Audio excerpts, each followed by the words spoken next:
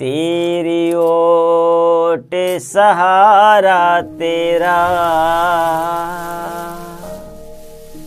तन मन घोले घुमावा,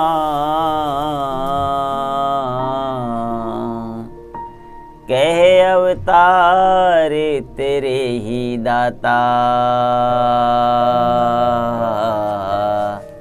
दिन राती गुण गावा, कह अवतार तेरे ही दाता, दिन राती गुण गावा। दीदी दीदी मुझे एक बात पूछनी है।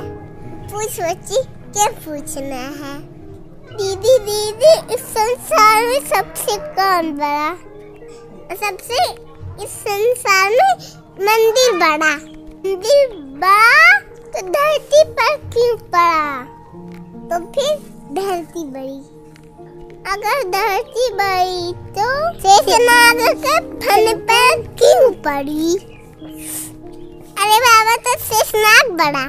शेषनाग बड़ा तो शिव जी के घर में कैसे पड़ा? अरे मेरे बाप, तो शिव जी बड़े। शिव जी बड़े तो कैलाश पर कैसे पड़े? अरे पापा, तो कैलाश बड़ा। अगर कैलाश बड़ा तो हनुमान जी के हथेली पर कैसे पड़ा? अरे मेरे बाप, तू ही बता कि इस दुनिया में सबसे कौन बड़ा?